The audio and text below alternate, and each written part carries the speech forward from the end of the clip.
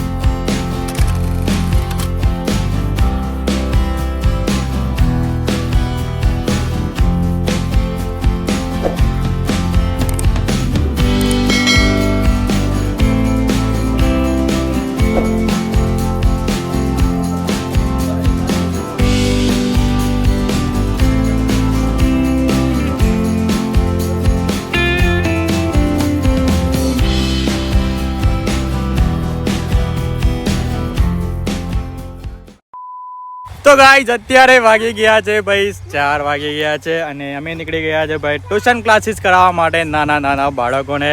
અને જોઈ લો ભાઈ, વરસાદ આવતો નથી, પરંતુ રાત્રે થોડા ઘણા છાંટા થયા હતા. તો તમે બધા ખેતર જોઈ શકો છો, ચેરાવાના ચાલુ થઈ ગયા છે. અને ગાઈઝ આજે વિક્રમભાઈ પણ ટ્યુશનમાં આવવાના છે. વિક્રમભાઈ, હા, ટ્યુશનમાં આવવાના છો તમે? ખરેખર હું ભણ્યો? તો ગાઈઝ હાલ ભાઈ ટ્યુશન પતાવીને હું નીકળી ગયો છું અમારા તબેલા. જો કે મારી મમ્મીને લાવે છે ભાઈ મીઠી લીમડો. તો અમે અત્યારે તબેલા ભાઈ મીઠી લીમડો વાવવાના છે. જોરદાર ગરમી લાગી રહી છે મારા ભાઈ, આજે તો બહુ જ ગરમી લાગી છે, એકદમ ખતરનાક. જો કે વરસાદ કાલે રાત્રે થોડો ઘણો આવ્યો હતો, એના કારણે ગરમી એકદમ દુગણી થઈ ગઈ છે, બધો બફારો મારે છે મિત્રો. તો ચલો ભાઈ આપણે જઈએ તબેલા અને ત્યાં જઈને મસ્ત મજાને આપણે મીઠી લીમડી વાવી દઈએ. ઓજા મિત્રો, શું ના કરે લે? દૂધ પીવું છે ને? દૂધ પીવું થાય ડાયરેક્ટ હોય, ડાયરેક્ટ કોસે સીધો ડાયરેક્ટ આવી જાય વીરેન દૂધ પીવું. દૂધ પીવું થાય જા.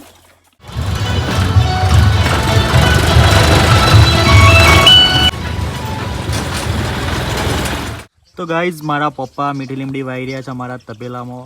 જો કે અમારા તબેલામાં દૂધ વાવી જવું પપ્પા? દૂધી છે, પંડુરી છે, હા, ખાસી બધી મને ટોટલી સબ્જી બધી વાવી મેલી છે શાકભાજી. મીઠી લીમડી પણ વવાઈ ગઈ. હા બરાબર બરોબર. હરિયુની સોયારી મેથી લીમડી વાઈ છે.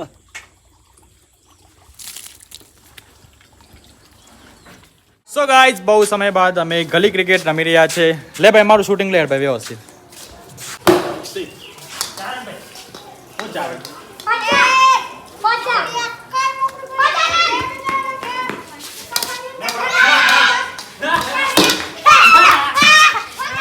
તો ગાઈઝ હું તો ભાઈ એક જ દરામ આઉટ થઈ ગયો, ખાલી ચોક્કો મારી. ચલો હું બોલિંગ કરું.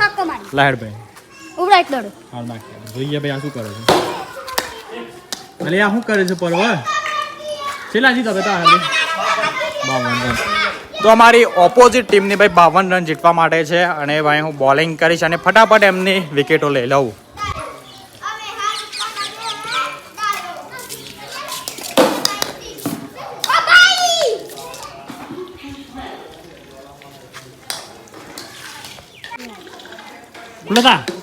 અરે વાહ, ખુલ્લું થા ખુલ્લું 4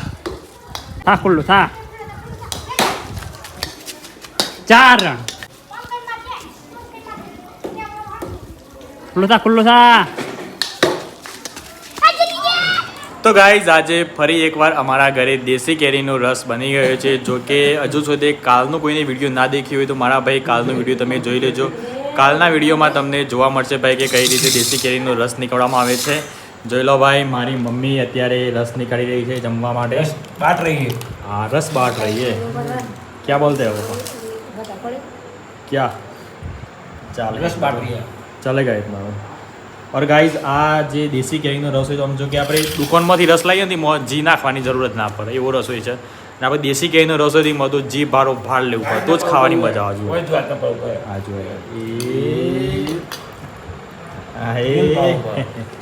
એમ જી પાડવું પડે, વાત સાચી છે. તો જ આ રસનો ટેસ્ટ એકદમ દુગણો થઈ જાય. અને ખરેખર આ રસ ખાવાની તો બહુ મજા આવતી હોય છે. આનાથી કોઈ સાઈડ ઇફેક્ટ ના થાય. બરફ બરફ ના નાખવું પડશે મમ્મી. એકદમ છે ને ઓરિજિનલ જ હોય, એકદમ પ્યોર. અને આ જોઈ લો ભાઈ, મારી મમ્મી શું મમ્મી કે જો ભાઈ શાકભાજી જોડે ચટણી પણ છે. બેસ્ટ ક્વોલિટી ચટણી, બેસ્ટ ક્વોલિટીની ચટણી છે, એકદમ લસણવાળી ચટણી. હે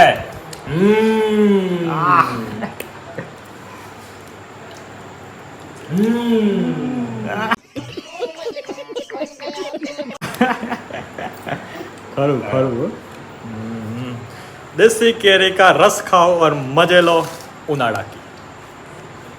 કેરી ખાવી હોય તો આઈઝો हम्म.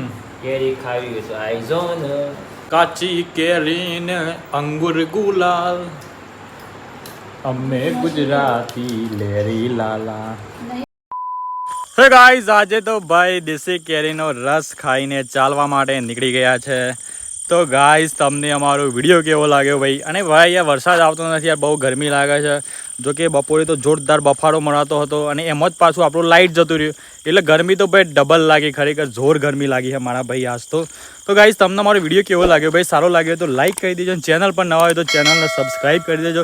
ચલો મળીએ એક નવા વિડીયોમાં. ત્યાં સુધી તમારું ધ્યાન રાખો, તમારા પરિવારનું ધ્યાન રાખો. Bye bye and take care. આ મારો સાબરકોઠો આ